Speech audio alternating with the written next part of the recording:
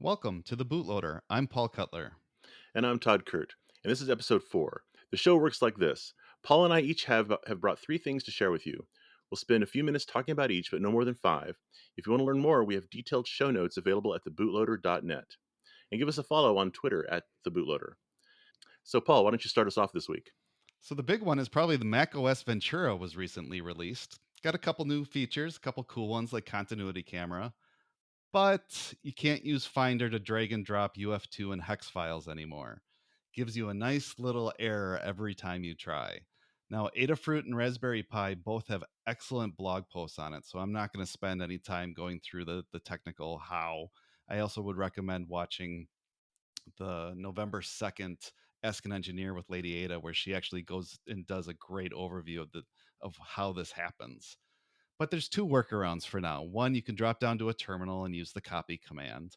The other one that I don't think has got a lot of news is that Alistair Allen, the author of the Raspberry Pi blog post that I mentioned, posted a macOS shortcut you can use. So download and install the shortcut. You have to enable a shortcut setting for shell scripts, but it's just 2 clicks. And then when you download a UF2 file, now when you right click it, hover over quick actions, and transfer to RPI is right there. So you don't have to drop down to a terminal. So it makes it really almost similar enough that if you're not comfortable at the terminal, that this will work out. But the biggest thing you can do is if you're a Mac OS user, is help file a bug report with Apple. Again, read the Raspberry Pi blog post. It has detailed instructions on how to submit feedback to Apple. And the more people that speak up, the faster this will probably get fixed. Yeah, I can't stress that enough. But like Apple's issue tracking system is com- uh, very Compare. complete, but we see none of it. Like all we see is that there used to be this thing called Radar. Now there's this thing called Feedback Assistant, and it's got a nice little combo sort of decision tree where you just say what you're having problems with, and you say Finder, and you say what you're having, and then it'll give you a little feedback number. But you should also, in your text, reference the feedbacks that have been done by the Raspberry Pi Foundation and Adafruit, because then they can all tie them all together, and they can then get a sum up of like, oh, turns out a lot of people care about this one feedback issue, and there's been evidence that this works. Like we don't get to see the internals the way we do with like a GitHub project, but it's been known that like it does help if people speak up. Yep. Data driven decisions, the more data they have, the faster they'll make the decision. Totally that. What's the first item that you have for us this week? I want to talk about Matter. What's the Matter? All right, so Matter is a new protocol for doing home automation, Internet of Things type stuff. It's an open standard that's been happening for kind of been in process for a while, for about maybe 3 years or so.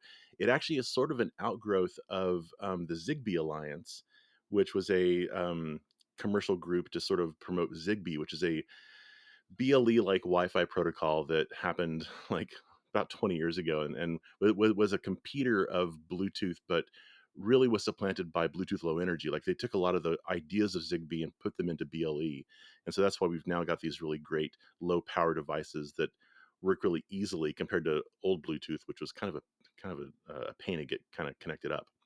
But the cool thing about Matter is that it's IP based, so everything's got an IP address, but it's also mesh networking.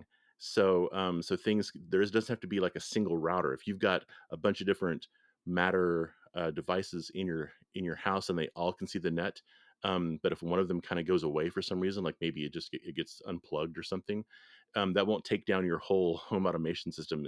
The devices can then route through one of the other Matter gateways.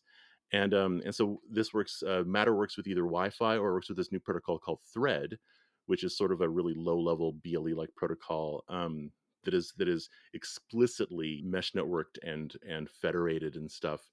Um, but the examples I've seen, there are some examples you can play with right now on ESP32. Those are ones I've only seen do Wi-Fi. But in the coming, months, you'll see more stuff that actually has these thread radios in them. A lot of stuff have been shipping thread radios kind of under the covers for the last year or two, and so they'll be able to enable a Matter support really easily. But I'll put a link in the show notes about like what existing things that the thread group has that says like these are officially thread based thingies. Um, the reason why I have noticed this is, well, first, the Matter standard just got like ratified, officially released like just a few days ago, and also there's this cool YouTuber named That Project. His name's that's his channel name. His name is Eric. He posted on the ESP32 subreddit that, hey, look, if you just compile one of these ESP32 examples from the Matter GitHub repo and run it on your ESP dev board, iOS 16.1 just sees it as a HomeKit device, and you can just start controlling it. So his example was a lamp, a little RGB lamp, and that's pretty great. That not only are they talking the talk of an open standard, they've got a GitHub with working examples on existing dev boards that are like really cheap, and you can just compile them and run them right now. And Android also is having uh, Thread and Matter support, and I think that's all turned on. But I don't really know Android that much, so I don't know what the details are. But what I'm really excited by is this whole inherently federated or multi-admin control that they call it in Matter, where there isn't a single router. Because one of the things in the home automation stuff now is you have to buy a special border gateway that will talk Zigbee or whatever on one side, and then we'll talk to the internet on the other side. And if that goes down, it's every like none of your light switches work. Or the other problem is I've got these Alexa products and I've got these HomeKit products, and I either control them with one or the other, and Matter will let you control them with either. So you can buy a HomeKit dealie and have it work with your Alexa products. You can buy an Alexa thing and have it work with your HomeKit products. It doesn't matter. So I'm really excited by this, even though I don't do home automation stuff because I don't know. Most of it's a little overkill for for my thinking. I think I like this kind of stuff where it's like open and cross company. I think is the way it should be, and so I'm glad to see it going that way. I agree. And there's some big names. I mean, we're talking Google and Apple and Yeah, Microsoft. yeah, It's everyone that needs to be in this is finally yes, in this. yeah. And It's not probably, just like random little companies; it's big companies. yep. And if you're into Home Assistant, which I use, I only have 3 or 4 integrations. I don't have a smart home at all, but Home Hmm. Assistant is both Matter and Thread ready right now. Oh, They're that's just great. waiting for the devices. So if you think about how many, hundreds of thousands of installations they have. Yeah, yeah, yeah, yeah. I've been meaning to play with Home Assistant because it looks really powerful and it plugs into all the HomeKit stuff. And then the new Apple TV that just launched this week is launching with Matter support as well. Oh, that's awesome. Yeah. Yep. See, so yeah, everything's coming up Matter. All right. So what's your number two thing this week? Number 2 is 3D printing for a good cause, and I have 2 examples that are out there that came across my desk. The first one is 3D printing for mental health and suicide prevention. This idea was started by a teacher, Abby Brown, at Torrey Pines High School in San Diego. Each year, the school has a yellow ribbon week where the students learn about crisis resources and factors for suicide. She designed the keychains to give away to her students at the end of the week as a special way to end Yellow Ribbon Week. Each keychain contains a word such as smile, inspire, create, with about 10 different words. But what's cool is there's a fundraising campaign that goes along with it. She posted the designs to Cults 3D, and if you print one and tag her on Instagram or on Twitter, she and a number of other organizations, including Joel Telling, Printed Solid, Alien 3D, and more, will donate $2 up to over $4,000 for the campaign. So you can get a cool, inspiring keychain and, help money for a great cause. Um, the That's second awesome. one, Oh, it, sorry. it, it is awesome.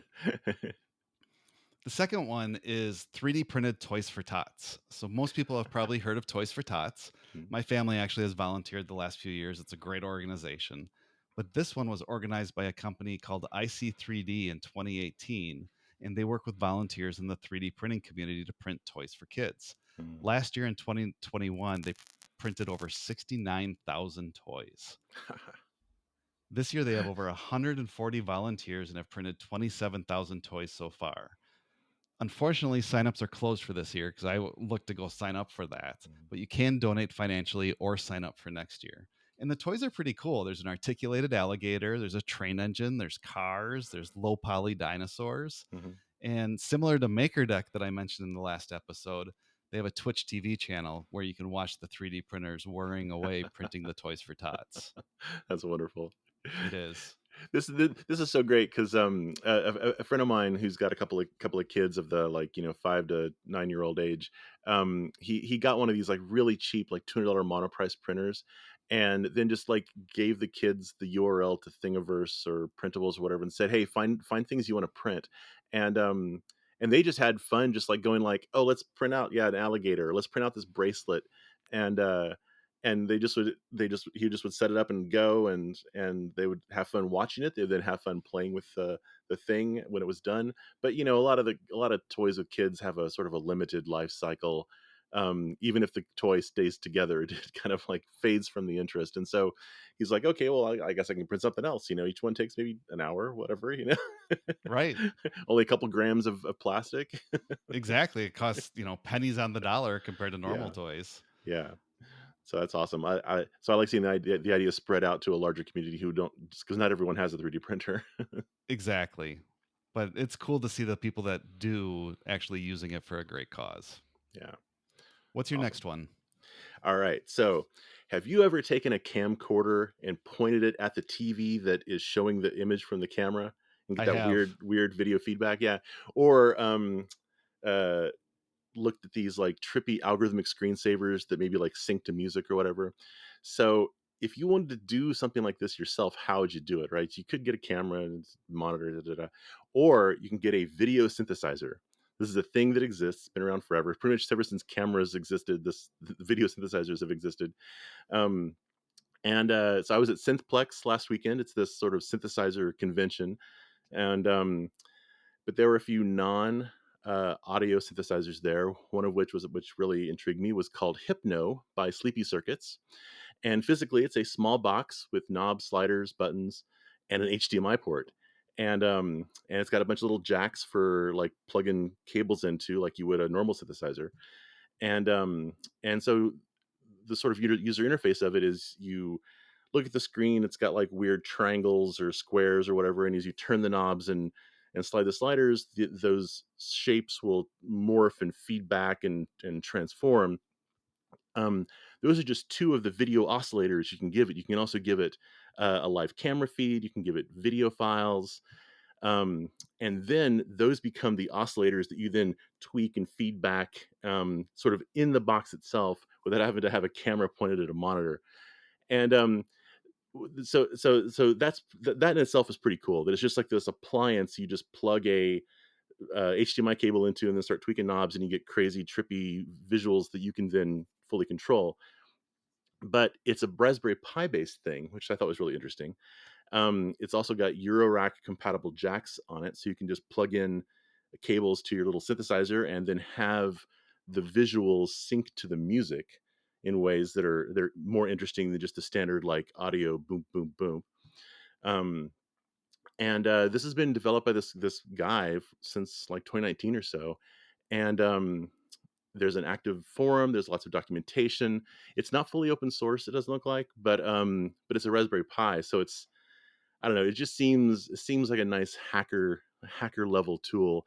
There's a bunch of examples of it on his Instagram page or on the product's Instagram page. I'll put a link to that in the show notes as well.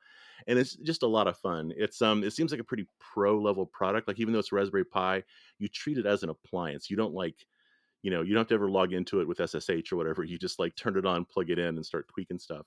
And it's a lot of fun.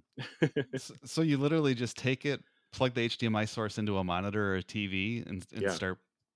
start tweaking the dials from there. Exactly. And if you want to have it as part of your live streaming setup, it also outputs NDI over USB, so you can treat it as a camera source in OBS or any of your other sort of streaming setups.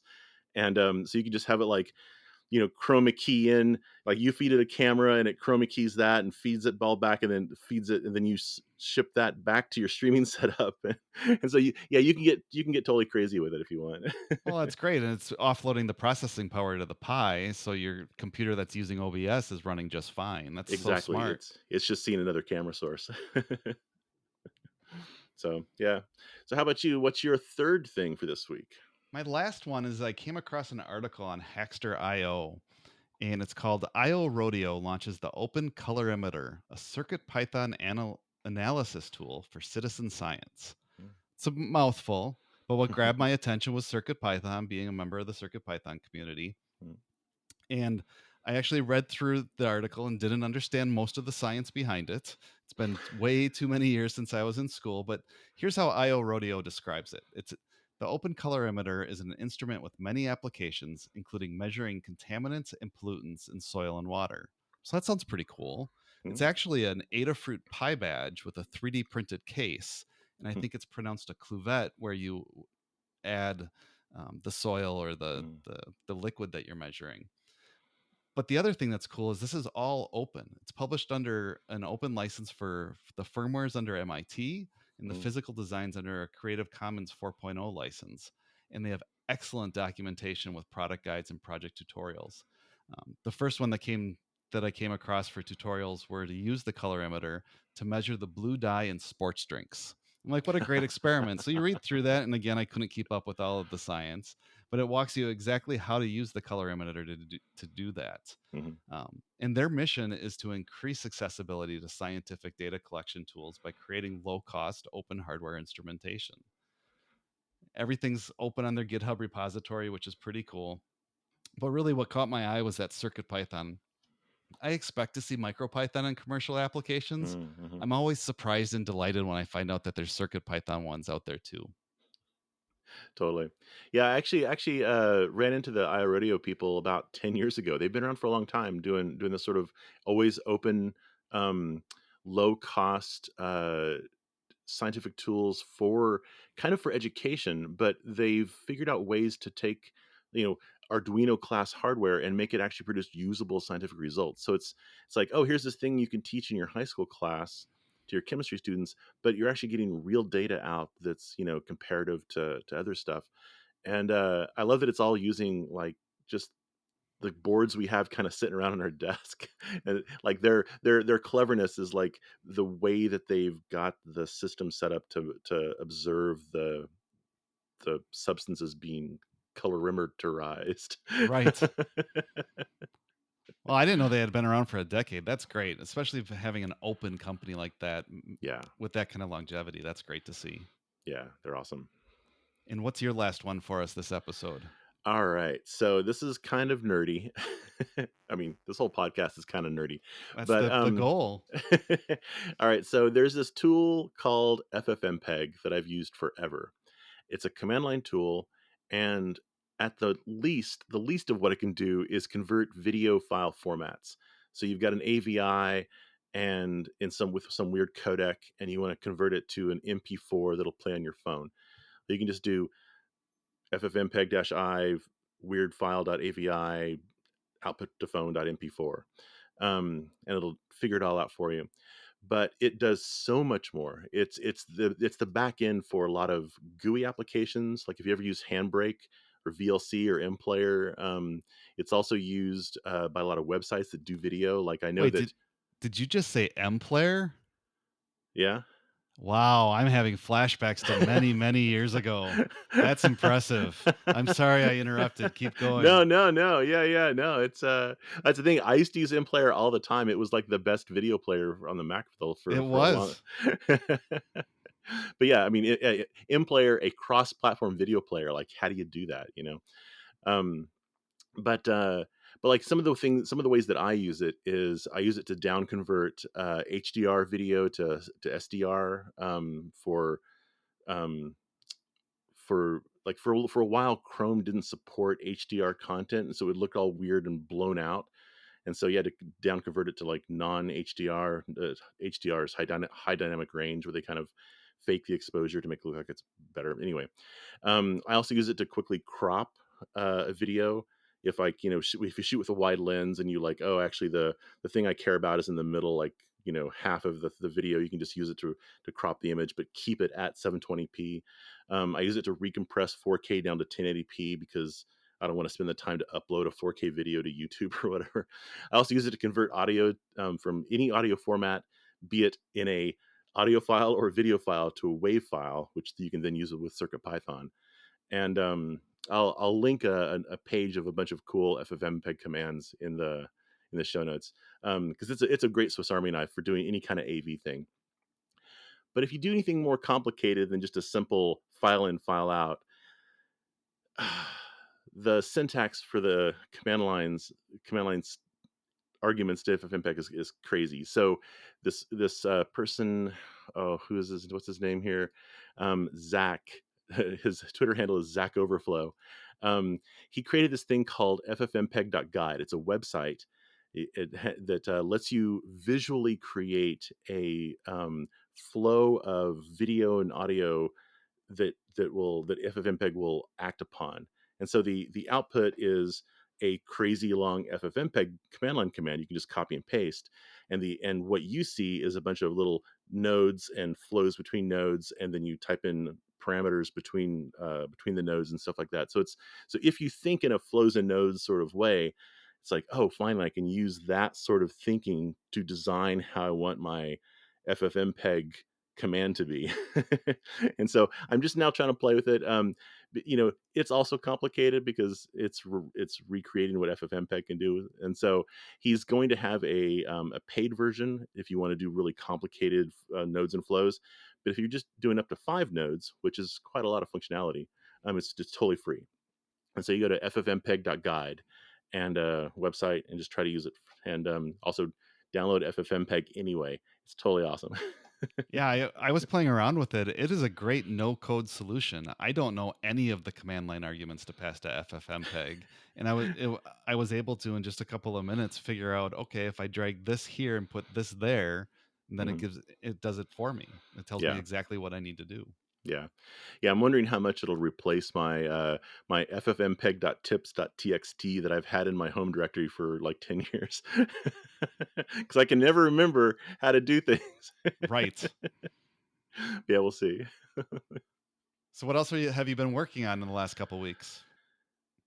I've been building more synthesizer bits. Yeah, the trip to the Synthplex convention last week was very fun, and also put me more in the mind of doing synthesizer things. I've been doing that, and then in a couple days, there's Hackaday SuperCon, which I'm going to because it's in Pasadena. It's like 2 miles away from my house, so I'm kind of required to go almost. Yes, you are, and we expect to report back. Yeah, it's been really hard to go to like big public gatherings because I've not been, like, Synthplex was the first one I've been to in like 3 years, and so I miss all these people that I really like to see on in real life that I don't really see in real life at SuperCon. So it'll be nice, but it's also like, oh, I don't know, bunch of people. I'm right there with you. I'm on the fence about going to PyCon next year for that exact reason. I want to Yeah, go, but large crowds, and you got to yeah. weigh those pros and cons. Yeah, thankfully, it's like there's a lot of big rooms and there's a bunch of outdoorness to the whole setup, and so I think it'll be good. But yeah, how Well, about that's you? great to hear. Anything you've been up to this week? Released a new episode of the Circuit Python show, one that I'm particularly proud of. Speaking of Oh yeah. Circuit Python in the wild, I drove 2 hours east of the Twin Cities here in Minnesota to Eau Claire, Wisconsin, and visited with Jason Pecor, who was part of a team who built 3 Circuit Python powered trolls for kids to play on in a park. So it's a great episode. Check out circuitpythonshow.com. Check out the show notes. There's links to pictures. The YouTube version of the show has like the Ken Burns effect with the pictures. But it was a beautiful fall day that we were there, and it's a really neat installation. Yeah, I saw some of the photos that you shared, and those really look cool. They're much bigger than when you said, "Oh, they're trolls." I was thinking like, but no, they're pretty large. They're 5 foot tall trolls. Thank you for listening. For show notes, transcripts, and to support the show, visit thebootloader.net or follow us at the bootloader. Until next time, stay positive. Bye.